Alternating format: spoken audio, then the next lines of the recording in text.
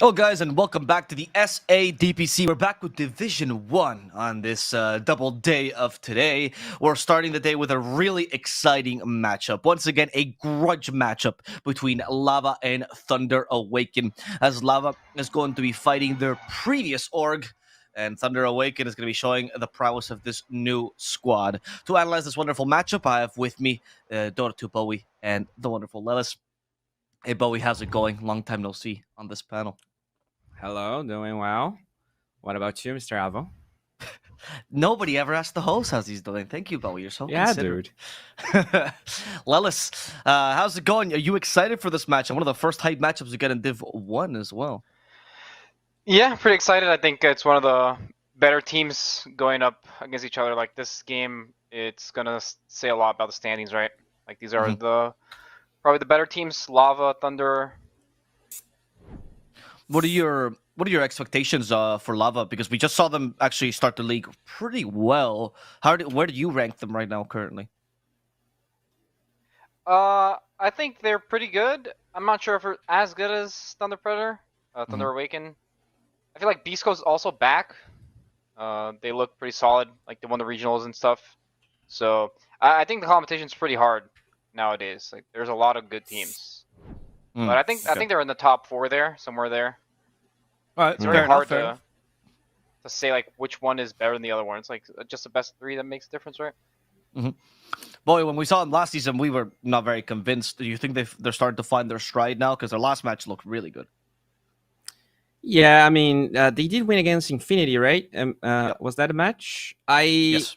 I do rate Infinity higher than I think most people would, but I'm not sure that's enough to like really convince me that Lava is top 4. Like Letty said, I think like for a while, right? Lava has been consistently inconsistent. They like look good sometimes, but when it matters, like against Beast Coast, against the bigger boys, they don't show up. And like I actually think Hokori is top 4, and they lost 2-0 to Thunder Awaken. So I don't know. I just wonder if anyone really stands a chance, because I was looking at the Thunder Awaken games, and they're like playing Ember 4 and Weaver 3. They're like experimenting with a lot of different stuff, and they're just 2-0ing everyone. To be fair, Matthew has been spamming that Ember 4 in his pub, so it's not just an experiment at this point. Literally, I watch his stream, and every single game he's playing Ember 4. I mean, the guy's gold tier Ember now. That's how much he's playing Ember support in his pubs. It's kind of wild, honestly. But I'm glad you mentioned that. Let's go right into the draft. Would you expect Ember for Thunder, Bowie? Did you like it? Were you a fan? Predators turn to pick. Good, but they win with it, and it's a good flex, right? I didn't mute my mic. Okay, well, I think Ember is really just a really good hero, and if you can flex 4 and you can win with it, it's obviously gonna be like a strong pick. I really hope Lava can really showcase a different set of heroes, because I was like comparing a lot of the picks from Kotaro with the picks from Pakaz, and Pakaz I think repeated 1 hero in the last like 13 games that he played, whereas with Kotaro it feels like they're forced to pick his hero earlier just because of the way it feels like he's not comfortable with as many heroes. So I feel like that's going to be a really point of contention in this draft. They already get the Tiny there. Pretty could be carry, but also great flex. Do you agree with that statement, Lelis? I think you've played against Kotaro a fair amount of times. You played against him a lot. Do you think that there's a limitation to his hero pool? 5 seconds remaining.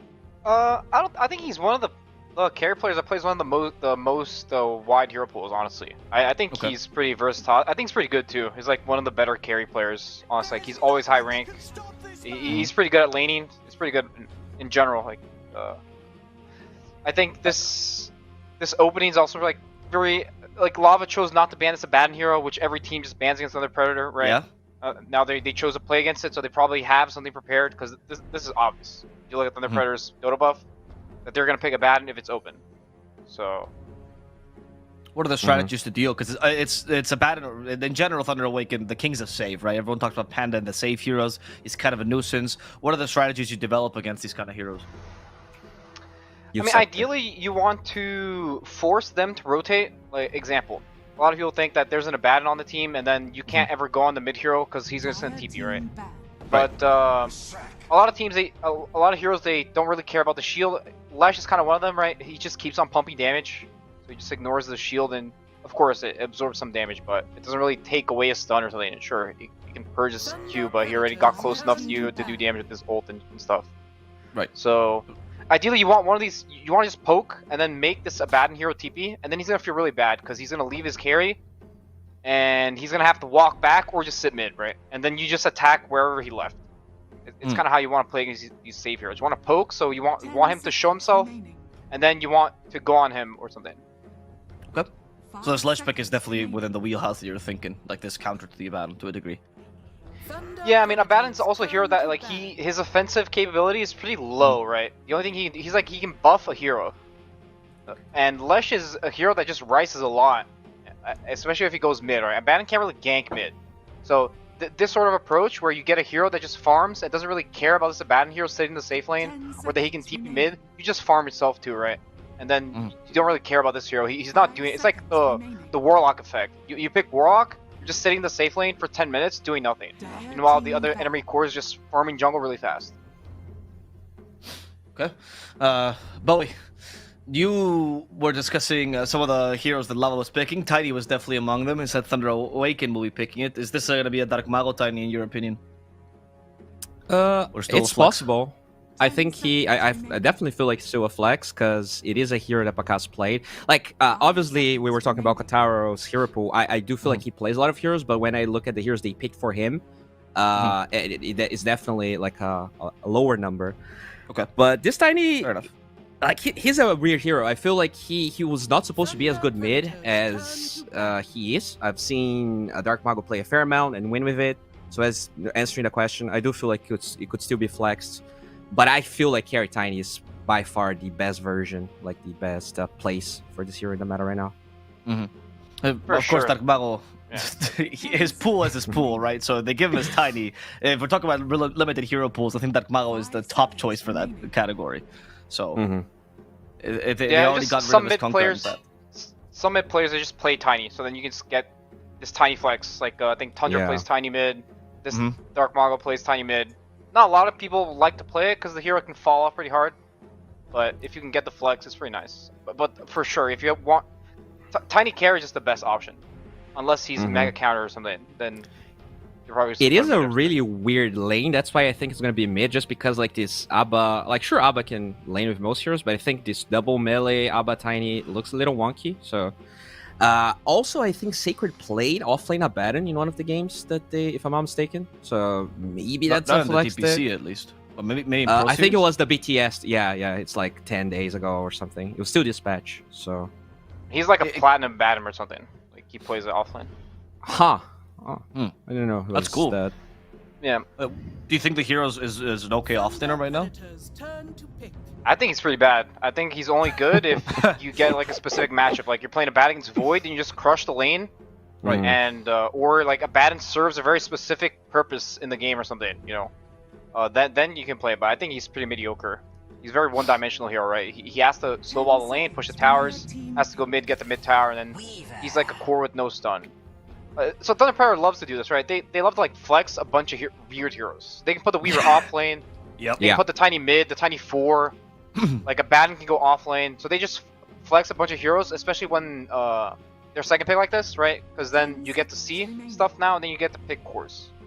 And you were talking about this earlier, Bowie, the flexing of the Weaver to the offlane Sacred's Weaver, and these odd picks. Are you a fan of that Weaver offlane, Bowie, even after the ads nerfs? I think it's good. I feel like Weaver support is still decent, but with the way that you're going to be like farming, I feel like it's pretty good.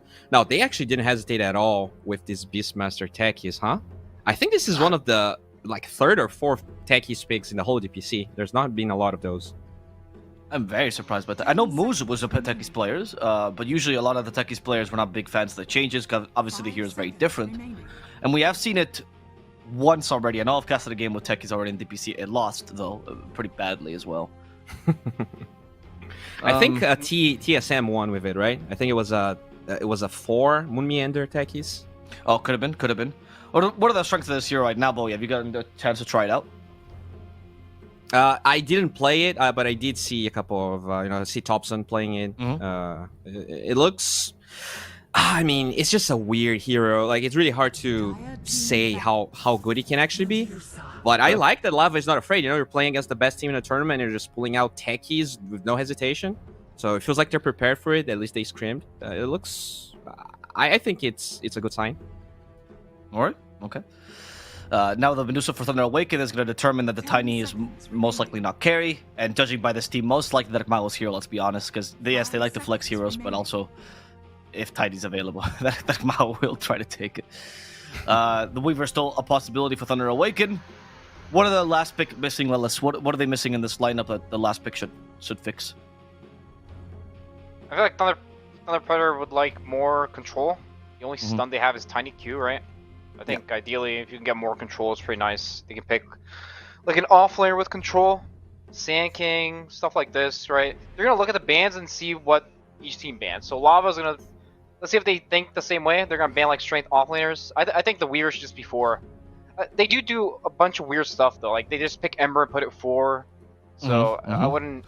Maybe they just ban it because they don't want to play against it, right? Because it's so weird to play against that you don't want to play against it. I think it's a fine reason to ban a hero. Really? Have you been in that position where you're playing against a team and they play something really odd and you just don't want to have to think about that? Yeah, for sure. Like especially in these first 2 picks. I don't know. Some team plays Brood, right? You just ban it. You don't want to play against it. It's just annoying. I like the Techies pick though. I think this hero is pretty interesting. He's more of a brawler now. Like he can fight. His shard is really strong. It's like a stun. I think his W is really good against Medusa, like the disarm and stuff. Oh, true. It's pretty interesting. I would like to see more of this hero. I think a lot of people just don't know how to play it and don't know how to play against it. So maybe Moose just owns this game. Kim, hopefully. Do you know? Genuine question: if the this, what is it called? Stun gun, the triggers with the Medusa multi-shot. The taser. Yeah, taser. Does it trigger with the multi-shot? It's disarm when he gets hit by the multi-shot? I think so, yeah. Probably. It should. That's pretty strong, actually. Now I see why you think it's good to do so, right? Because now Medusa can essentially not use it while in a team fight with techies. Yeah, I think the disarm is a really big part of this hero now. Like, he's supposed to be good against heroes that don't want to get disarmed and stuff. I think. I mean, I'm not... Of course, I don't really know anything. I'm just kind of theorizing about it. Sure, of course. You would never. I don't know anything, says Lelis, the 10k MMR player. I actually do like the approach that Lava had here with the 2 mid bans, because I do feel like they only play Weaver off lane on Thunder Predator, so it's more than likely going to be either Tiny 4 or Tiny mid. You just take the good mid heroes you think are good against your draft, and if they play Tiny mid, you don't care, and they'll have to pick up 4. Last pick doesn't seem super impactful. Last pick for Lava here. Carries that you'd like to see, Bowie? There's been a lot of those guys. I like with their draft, and I would like to see something higher tempo. They already have less track with Beastmaster, so anything that sieges looks fine. I know Luna is not a good matchup versus Dusa, but they love playing Luna. Oh, they go Razor. That's a Lava classic. They did this at TI as well. Love to force that Razor carry. How is it in this matchup, particularly against Adusa? It's okay. I think this Razor pick is really good. Like they need a hero that just will do well in lane, right? You don't want to pick like anti-mage, then they pick Sword Art or something. Then you get mega counter, and you just get destroyed in lane. Like you just pick a hero that will do well in lane with Ogre, right? You want a range hero ideally. And I think this matchup is really good, like Razor against Medusa. I think it's super good. Medusa's like a stationary hero that wants to just sit there. You just Zuck her, and Abaddon doesn't really do anything against Razor, right? It's one of the worst matchups for this Abaddon hero. He can't stop the mana drain, the damage drain, right? So Medusa's going to be kind of sad in that regard if he can get the full thing off. It's pretty high tempo, right? They can play fast. And you were on point, Bowie. They are going to be running the Weaver off lane now with Tusker 4. And seeing these final picks, I want to get your predictions, Bowie. I like Lava's approach to this draft. I think, like, theoretically it looks fine. They just... I don't think they should take this to late game, though. Because you look at Tusk, you know, there's going to be Ags involved. You have Toss. I think staying on top of this Dusa would be really hard for Kotaro if this goes 30, 40, 50 minutes in. I do think they have their heroes, so they just need to do well in lanes and play this game It should play itself out, I think, if they play good lanes. This Techies, though, is really the biggest the biggest question for me. I don't know how I was going to fare in lane. What are your percentages? I want to hear them both. Do you dare venture today? I think we're going to go 70-30 for Thunder Awakening. I really feel like these guys are really good. Okay. Fair enough. Sorry, Duster. Lelis. Tough to follow that act of the 70-30, but what are your predictions here? You don't need to give me numbers here. I mean, Thunder Awaken is favored for sure. They're just playing better, right? They just win most of their games, so I would give them the edge for sure. But I think Lava's draft's pretty good. Let's see how this Techies does. I think if they get the ball rolling, they might just destroy them in the game. Fair enough. Both our panelists agree that if they get the ball rolling, Lava has a strong chance. Will they be able to do it? We're going to have to find out as we get into game number 1 between Lava and Thunder Awaken with their casters of Epulze and SeekNStrike Dota. Thank you, Avo. Yes, indeed. Panel going the way of Thunder for the most part, but Lava still has a strong chance. I think I would have to agree. Always with a Razor draft, there's a strong chance of just taking over the game. Are you in that same boat, Mr. Ritchie? The Techies is a little bit of a question mark for me, to be completely honest with you. Plus, this is going to be an off-lane Weaver, right? So I don't think the lane versus this Razor is actually going to be that bad. You know, a lot of the times when you get Razor safe lane, you go, oh no, what am I to do now? I am but like an Underlord, I am but a Tide Hunter, I just feed damage and I feed kills. Techie's not really in the same pool as that kind of hero. So not to say that Razor's going to have a bad start, because I don't think there's a lot of pressure that Weaver's going to be able to apply. But I don't think this is going to be like the snowball out of control lane that perhaps a Razor safe lane would be really, really looking to get started with. On top of that, the Techies is a really big question mark to me. I think we were casting yesterday when the TSM game was going on, so we didn't get the chance to check out what that one was all about. We've seen it at NA a couple times for Strategic Gaming on Thena.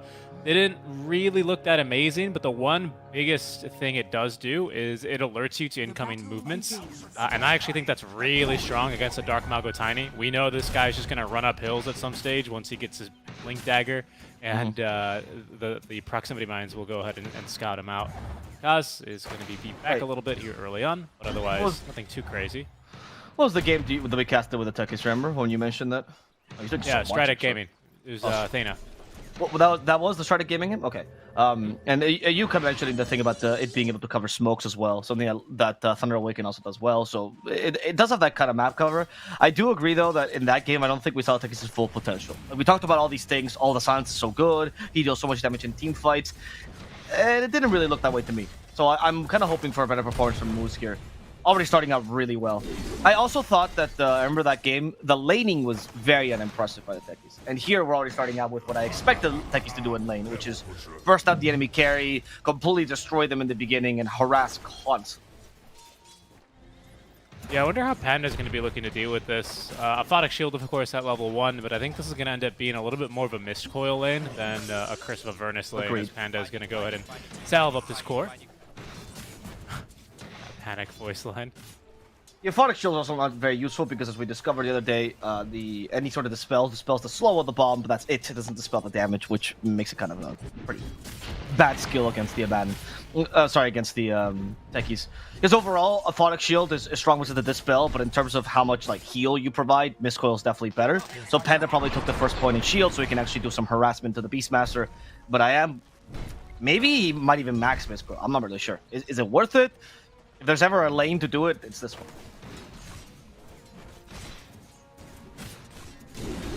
Yeah, top lane, Kotaro only got like 14 damage stolen on the first link onto Sacred. Again, not really anything too surprising, as the supports are starting to spar in between the tier 1 and tier 2. Like I said, not the best Razor matchup. Again, not one where he's going to be too bothered, or shouldn't be too bothered. Decent stats on the Razor. Again, another link, 9 damage. Yeah. So, Weaver not really ever in too much trouble here. Yeah, one of the better matchups, I would say, against the Razor. And I think that, Lotus was commenting on the fact that Razor has a pretty consistent lane no matter what, but if there's a lane that can actually do some damage, it might be this one. With the tag team, and there's the combo of tag team plus the Geminate attack and Swarm as well. You have a lot of ways to deal with a static link, and of course, an easy way to break it with a Shikuchi. Usually in these lanes, Razors tend to go for maxing Plasma Field as soon as possible. As you can see, he's holding on to that third point, or skill point, because he doesn't know. Usually you'd go for the second point static link and max Plasma Field, but in this lane, yep, he's gonna go for the second point and Plasma Field instead. That's just a bit more effective at harassing Weaver. And the mid lane is kind of playing out how I thought it would be. It's pretty even. Dark Mago does have kill potential in this lane, so Leo Style does need to be a little bit more careful. But Leo's also going for more of a lane dominator build. 2-1-2-0-2, pardon me, as there's the Avatos I was talking about, or hinting towards. A good fortify, though, from Leo Style, and in fact, he's looking to turn this one back onto Dark Mago. Dark Mago breaks a tree that's part of his cover, is now receiving a TP. The Walrus, who is now going to be ganking with the snowball here, could lead to first blood. Beautiful ice shards, and there it is, first blood for Dark Mago. Well, this was talking on the panel about the strength, or how do you deal with the abandon of these save heroes, right? By ganking the mid lane, forcing this TP. But of course, if you have a Tusk that can TP, also carries his own save, and has some kill potential, that kind of thwarts that strategy altogether. And we saw the impact there. Leshrac alone certainly cannot make these plays because Matthew always has his hand on that TP. And it's not like you care about leaving the Weaver alone solo top. It's whatever. Yeah, right? He's gonna be able to hold his own. Weaver's going to be totally fine. If anything, he just gets experience in this lane, but that's even not bad for Weaver because with more points in Sakuchi, he can cut waves and do, Weaver BS, right? We all know what he likes to do. Plus, shards this game for Thunder Awaken are just such a strong tool against Lava, basically against their positions 1 and 2, right? Who do kind of rely on their increased move speed to usually get them out of trouble. They don't have a lot of mobility other than just straight up move speed. As Dark Mago once again, just getting in there for the casual Avatos. 3 points in Lightning Storm. I'd say that Beastmaster's even in a difficult position until he gets his boots, right? Usually you skip boots for that helm. All of a sudden you get ice shards. Takes 6 years to get out of those ice shards, right? Because of the lack of boots. Mid lane though, Dark Mago, he is going to die to this Lightning Storm. He was not expecting that level 3 Lightning Storm. Caught him by surprise and, well, got hit too many times. That was not meant to happen. Bottom lane Panda, he's being harassed by Frag, throws the axes out. Pakaz also the sticky bomb on him, and Techies is committing for this. Misko will save Pakaz for a couple more seconds as Moo is considering going for another round. He still has that sticky bomb. It's gonna miss, unfortunately. Does not guess Pakaz's trajectory properly, and instead is forced to TP so he doesn't die under that tower. Yeah, this is just a really difficult lane, to be honest, for Panda. All he can really do is put on the shield and look to block as much damage as possible. So there's going to be another good rotation. They will try and turn this back on the Deuce, so the axes continue flying even if the Beastmaster is dead. And Moo's not going to have the amount of damage he needs to get through Pakaz. Deuce barely living there on the skin of her teeth. All right.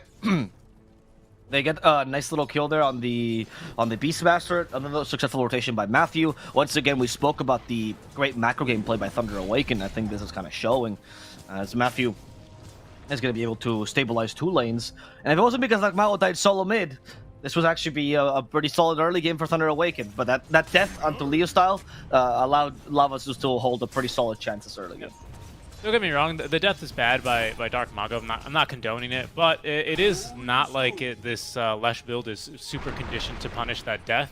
Again, still no points in the Diabolic Edict. He has Pulse Nova, so it's not like Dark Mago dies, immediately loses the tower. Like, that would be awful, right? But at least he's going to get a little bit more time to recover compared to your normal Flash. That is unless Leo Style intends on really hunting, and right now he's going Walrus hunting. A nice stun there to continue the lockdown. Caught you. Is going to be a kill then onto Matthew, and perhaps even Dark Mago? No, he's still too tanky. Yeah, you're a good point, right? This is a laning build, so you're expected to win the lane. If you don't win the lane, it feels bad for the Lush to go for this build, so you're right, there's less of an impact in general. But now with the Pulse Nova, you can cover stacks, and it can just be kind of a win condition, not necessarily a pushing power in the early game, right? Just kind of scale as a Lush can do, so it's not bad for them either. And also, if you're in a team with Dark Mago, you're kind of used to him making these crazy plays occasionally. You're used to being able to adapt to these things. As Matthew goes down bottom, has a snowball with 3 people. Ice Shards available, gonna use him now. As Frank gets slowed down by the attack team. No boots still. Frank trying to get away. Unfortunately, not successful, but Pakaz could be in trouble himself. Kotaro's joined in. The static link is too strong. And Pakaz will be mowed down by this Razor.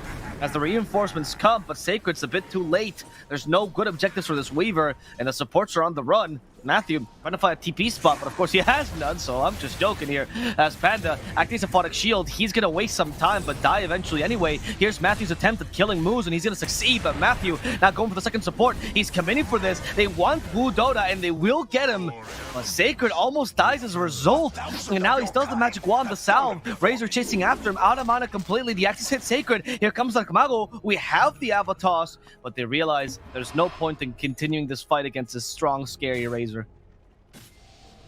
I actually kind of really like the techies in this game, because if there's something that Ava support truly hates, it's being silenced. Especially if he's like not within a good threshold to pop his borrow time. Or, I mean, if he's not, then of course he can't pop it manually as he's silenced. He's going to be put in that snowball out. Dark Mago's just going to die mid again. Rotation catching him off guard. It was the one damage that Quintado stole that really did him in there. Tiny, of course, having only 121 base damage instead of 122. Unable to fight off the attackers. They simply close the gap onto him. Another blast off looks like resulting in another kill. At top lane, they might even look for Pakaz as Leo Style's going to rotate on through. Still only a level 2 Split Earth, now having 2 points in the Edict. The Pulse Nova Pakaz once they're through the Mana Shield. Won't like paper. Autumn, they're going on to Frank. Yeah, probably Roar. I don't think that's going to be enough, though. Even with the help of the Dominator, the attack team's too strong, and the Ava keeps him in place. Middle. Frank is going to Panda. fall. Trouble is going to die to Quintado. Rotation's coming, but it's just a Weaver. This is the most SA game we've casted ever, Richie. This is. is the biggest start, dude. There's a lot of action. Whose lane is whose? I can't tell. I cannot tell anymore, man. It's just been crazy. The laning phase has been broken a while back. Deuce has died multiple times. Razor's pretty much playing as an off-lane Razor at this point. It's been quite an interesting 9 minutes. I can't believe 15 kills in 9 minutes, man. I gotta think this is of everything better for Lava early. You know, they Yes, are yes, I I think the so earlier too. timing. Lesh has received a lot of these kills. In fact, he might just get another one as they look to set up onto Pakaz.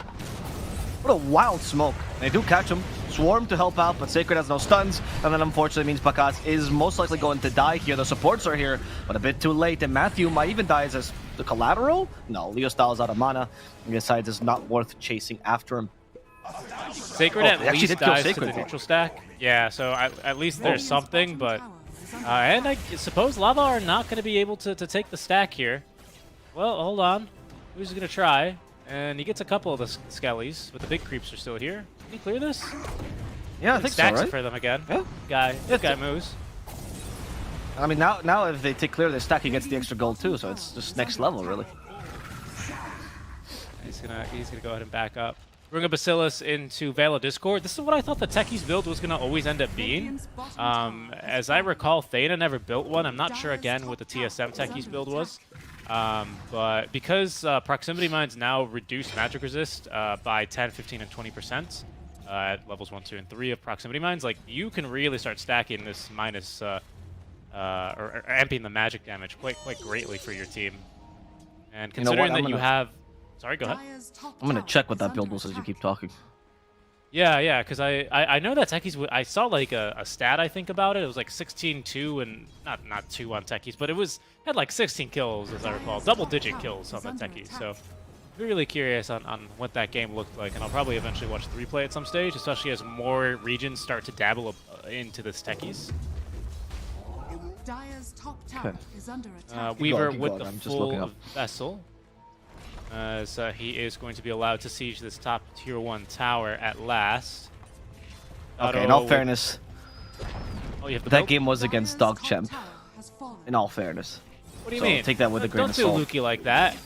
As in, like, well, no, I know, but like, as in TSM probably played against the bottom of the group and a weak bottom of the group, right? With the Techies, so take it with a grain of salt as to how effective this hero can be. But he did go for Veil of Discord, E-Blade, Octarine for. Okay. I'm not saying that like it's a free win, but I am saying that he probably might not do this against EG or Quincy Crew, right? So. I don't know. I think Veil's pretty legit on this hero. I don't think the build is weird by any means, but I think they might have been experimenting in that game, judging by some of the other picks as well. To see. Development already. There's the proximity mines popping off. Well, the sticky mine, of course, is going to chase Weaver through Sakuchi. Matthew rolling away from the hero's middle. Really want to have anything to do with this. That means there's no snowball here, and Kotaro as well is joining up. Eye of the Storm now at the ready, so pretty strong in fights right now are Lava. Dark Mago has a DD rune in his bottle, and the Blink Dagger on the way, so Lava might not be ready for this one. As the Courier fetching this much-needed item here, Thunder Awaken will look to turn if they can off the back of this Blink Dagger, but the tower's not going to last that long. Nope. Lava's not really giving Thunder Awaken a second to think, really. And this Dusa kind of needs to come online earlier. I mean, tiny, honestly. Yeah, there's the DT. He has a Blink Dagger as well. It's away. That's the Blink reveal. what a Blink reveal. But I think against Lava, there's not really many other options. You have to defend and you have to fight right now, and you have to make sure that Dusa is not forced to fight. Like every single fight needs to include Dark Mago right now so that Akaz can scale somewhat. The smoke was scouted, not only there by the Techie's mind that Dark Mago just exploded. Again, this is, I think, why it's such a strong item versus Dark Mago, basically, and his Tiny. But also it was scouted by the Hawk. So Lava should not be caught off guard by this, but that's Thunder Awake. Lava should not be caught off guard by this, but Thunder Awaken making an interesting move through the jungle, and they have found Kotaro. Kotaro, he's getting hit by the Spirit Vessel. There's the Ice Shards, and the tree with the tag team is going to be able to destroy him. That's a really important kill here for Thunder. However, they might lose Dark Mago as a result. Yeah, most likely Dark Mago is just going to be bursted down. Matthew at least wants to survive here, but Wu is staying really close to him, stopping his potential TP. Now that Leo Style is nearby, Matthew can no longer TP because of the Split Earth, and he's just going to die in these trees. So they're kind of swapping win conditions a little bit, it seems like. The Razor's more of the tempo carry here than we expect from him, but they're piling on this net worth and in general the predominance to Leo Style's Leshrac. Something that Lava used to do a lot, by the way. That used to be the bread and butter, which was, oh, is Kotaro the carry? Ha! Joke's on you, it's Leo Style the whole time. And you're like, wait, but Leo Style's playing puck, Kotaro's playing terribly. Yes! That's the trick. That style is something that they excelled with. I'm kind of glad they're trying it out again. It's been a while since I've seen this. Osmag puts the Ogre out of position, but perhaps it's Dark Mago in trouble. Everyone's silenced up here in the small AoE. The follow-up, though, not really there, thanks to Bakaz going down here with the Stone Gaze, level 1. They have now nuked through the second support of Lava, as this deep dive is currently still being punished. Another Blink Abatos here is going to nuke through Leo Style. That's going to be a 6-time kill streak on over to Dark Mago. Seems like they're looking for more. Frank with full phase boots here, still being chased down by Sacred. Look for the TP out, but scouted. Abatos yet again. That's going to make 4 dead here for Lava. Likely the tower as Thunder Awaken punish heavily the little bit of aggression. Yeah, this feels really bad, to be honest, because Dusa was able to participate in a fight without actually losing net worth, because she got kills out of it, right? And they were able to scale. This is a fight really early. Lava was doing a good job, as you mentioned, of constantly skirmishing, which generally keeps the net worth low for both teams when that happens, because nobody's capable of like taking some time to farm, right? Or taking objectives. Everyone's just constantly forced to fight. Usually it's bad for Dusa, but Dusa's still actually pretty high in net worth. She's still beating the Razor and the Leshrac, and she's capable of engaging in these fights with only a Yasha, which is, again, really impressive and a huge win for Thunder. I don't think they can afford too many of these mistakes as Lava. And maybe 1 or 2 more of these fights that don't go your way, and the game is over for you. You need to keep the pressure going, and you need to make sure no mistakes happen. Yeah, that might already be a little bit too much, in my opinion. I think if Razor he's about to get this BKB, you know, he was not in that fight because he was farming this BKB, so that's why I was a little bit surprised Lava make the move anyway. He was only 1 component away, just the Mithril Hammer, so that aggression to me was quite surprising, but it's only a little bit more gold. It's a lot of gold to Dark Mago, but he's not going to have BKB by the time Razor has his, so you still have that one big fight where you should have the advantage. Dark Mago, though, again, looking to make things a little bit more one-sided. He's looking for a pick-off with the Invis Rune active. There's a Sentry Ward, however, that was are currently holding under. Not the same for Frank, though, but he's going to turn. Okay. Nice blast off now onto the Weaver, and good luck getting off a time-lapse there. He's dead. Well done. Yep, Sacred. Forced to kind of cover this attack by Lava. If Lava can now turn this into an objective, that'd be huge, however. Especially this early at tier 2. Again, Bakaz is taking some time to farm with this, so it's not like he's not getting any space out of this. But now, with this tier 2, is the beginning of the end for Thunder Awaken space. You're going to start to choke them out with this, because you can take over their jungle completely. And this leads to an easy tier 2 mid, considering how much push you have on the Beastmaster and the Leshrac. You could also take over the triangle. Not if you retreat like this, though. I'm surprised they're doing this. And Pakaz is actually pretty I'll just close wait. to Scotty already. He's only one component away. Already there's has Pakaz- one of there's the Pakaz ultimate for you. orbs. He is skipping the Manta, so, you know, I think a lot of the times Deuces will go Manta, and then they'll pick up the second and third ultimate orb. Yes. But it's such a strong item for him this game, you know, it's going to reduce the move speed. And the potential healing of the Lesh. He's not spec'd into the healing build, however, so it's not going to make too big of a difference. And it'll slow Razor significantly here as well, so that's going to be a very powerful item for him. But it seems like now only Panda going to be caught by the smoke. Otto and the rest of Lava swoop across the map. Pick pole, Lavo. It's not enough, though. No. Panda is going to use his ulti, because Otto can't stop these automatic auto attacks, but he can still kill Panda, especially because he's got vision. Sticky bomb here to secure the kill. Yep. Now the real oppression should start by Lava. Like they want to try for Roche here. They will. No chill, dude. I like this. No time to waste, honestly, on this kind of lineup. Because the Scotty, as you mentioned, is a big deal. As for the Razor, it will reduce his attack speed considerably. And one of the issues Razor faces with Dusa, the only way you win this matchup with Dusa, is that eventually he does run out of damage against you. And you just become unkillable. Scotty's the first step towards that by reducing his attack speed, right? Yeah, you can steal Dusa's damage forever, sure. You save that or block that with Snowball or Weaver or whatever, and eventually Dusa lasts too long. Scotty's the first step towards that. So if you can put more pressure now, you can make sure that Dusa has no time to complete it, cannot scale any further, that'd be ideal. And this is what this Aegis is for. Take over the last tier 2s. Hell, I actually kind of like it if they went for the offlane towers right now, so they can take over the triangle a bit easier. It's also easier to push than mid lane, maybe. That's what they're doing as well. Kotaro is going to be taking over this top lane. So I just want to point something out about the techies. They did rush mighty fast. I think the Lesh probably ended up doing most of the damage there, and that's because I don't know why they did this. I assume this was done on purpose and therefore a buff to techies, but he specifically has magic resistance reduction. He does not amplify magic damage in the same way that Veil does, right? This is the way that Veil used to work. Sorry? Amplify spell damage, you mean? Yeah. This is the way that Veil used to work. It used to reduce your magic resistance, and then they changed it to just amping spell damage instead. Increased damage from spells on the active. I think that means you end up taking more damage from spells overall, because your base reduction is reduced and then it gets amplified or something like that. Well, from magic damage spells, yes. For magic, right? Which Lesh has plenty of. No, of course, I'm not, well, yeah, but like, for example, Diabolic Edict would not be buffed, right, by the mines, but you're right, because if you combine, say, Veil Discord with another Veil Discord, which doesn't work, but let's say they stacked, right, that just stacks on the same front, per se, whereas you're attacking two different fronts of the magical damage. He's here. gonna So you are right. find us the enemy team. No, Diabolic is very the used Hawk to this. is for vision. Blink. And he's gonna blink, but still under a ward. Pakaz is gonna ulti to save his ally. Doesn't really need to. Has Ice Scotty already finished. His Dark Mago looking to turn now with the Avatos onto Frank. They get the kill there. Caught you in trouble. Trying to TP away. He tried. No. Was that? I think that was a fake blink, dude. I think that was a fake blink, because wasn't that too short for like a normal blink? I think he was actually trying to bait them out with a Primal Roar. Am I crazy? Sure. Like, he blinked. Okay, so he knew it was under vision, right? But even if he didn't know where the ward was, there's Hawks around, right? So, well, I mean, we would have to see his perspective, but I'm pretty sure this feels bad for Kotaro. His Dark Mago has found him.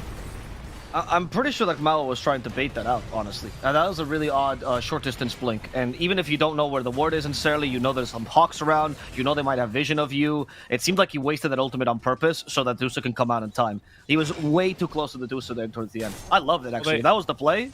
Genius.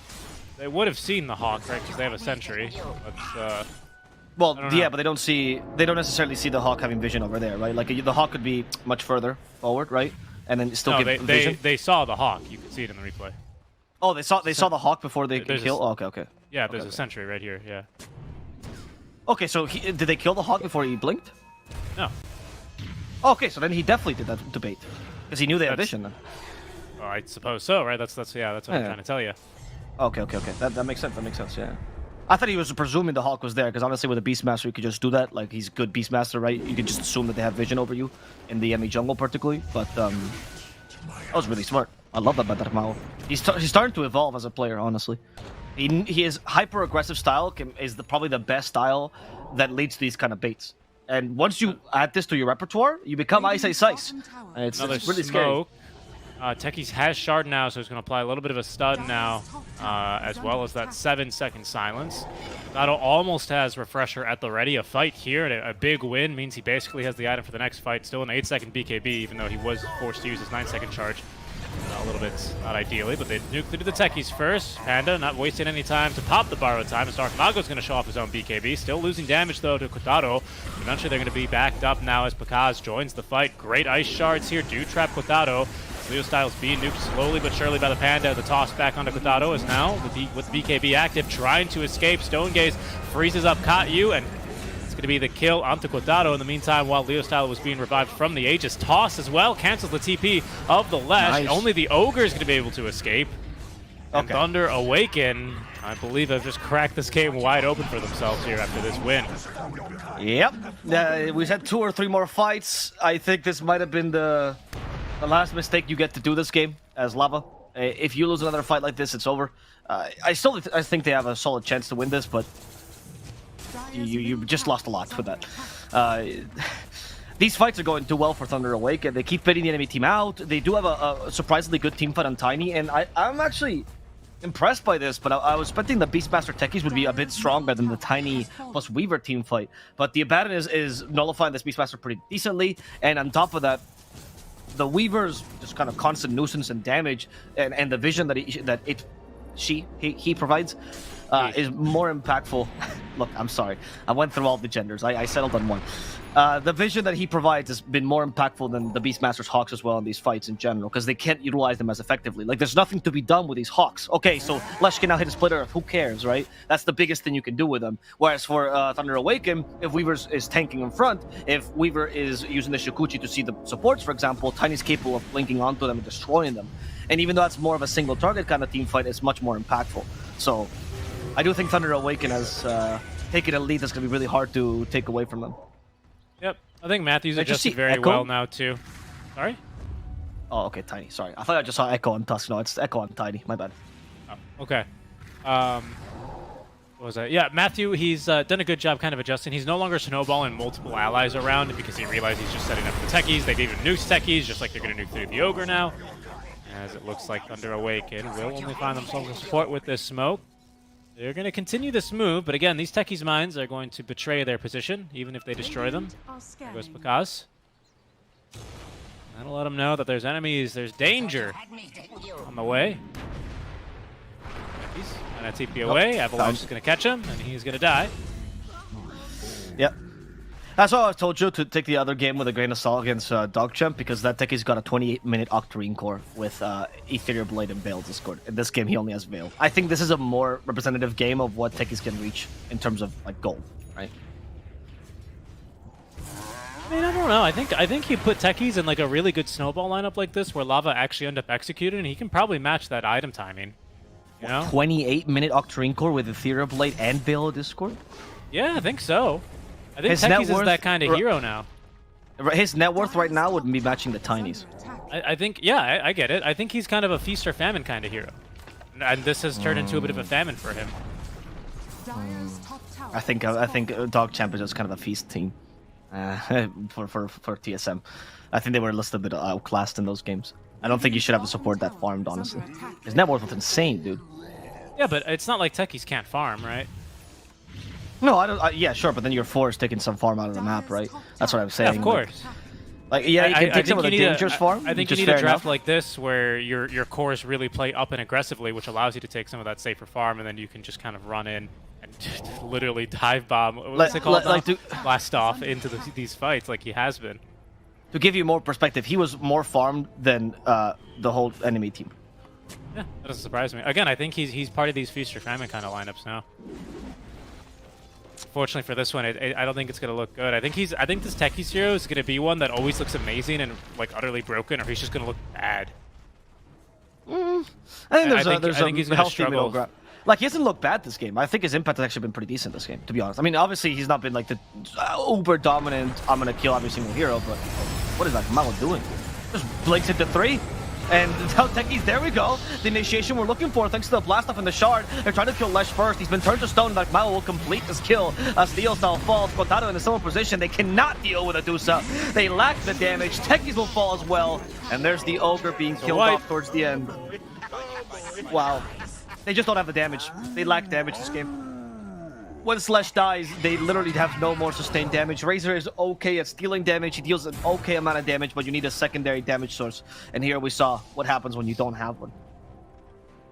This is what I mean. Like, I don't think Techies actually looking bad this game. I actually think Moose played a pretty solid game. I think this is what I would expect of Techies. There's a lot of other issues on Lava's lineup, right?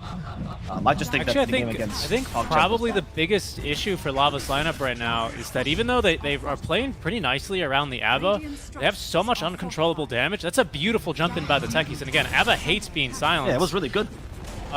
But he still ends up getting purged, and then he dispels Matthew. Matthew gets off a good snowball, and then they turn the team fight from there. Because Lesh and Razor are doing so much of this AoE damage that even though he's silenced, Panda, he gets the ulti procced automatically, and they turn the fight. Like there's no way, like you're playing into. It's a good ABBA game actually. When I look at it this way, I didn't think it was that good, but all this uncontrollable damage means Panda can just sit in the thick of things, and he's gonna get his ulti procced even if he is silenced. He doesn't care. That's really hard for Lava now. I don't know how they take these fights anymore, especially with Panda's like really proper positioning. Not to mention Sacred has an Ag Scepter, so Panda, he has the option of always dispelling not only himself with all this AoE controllable damage that Lava have, but he's going to have his choice of either Matthew or Sacred. And Sacred then has his own save, right? So this double save lineup is going to be a big pain for Lava. Okay, Tiny. There's a snowball used now, so they want to continue fighting this. Tiny still has the burst of Alatos, but of course no damage right now, or much less damage rather. Tusk might just die here. They force him forward, and that's going to save him. Tusk is actually surviving. Matthew continuing this fight. They just killed off Kotaro and now Wudora. Frank will join their members in the grave. The GG is called. Yep. Yeah, it was one last team fight, right? I told you. They lost one more team fight, probably was over completely, and that was it.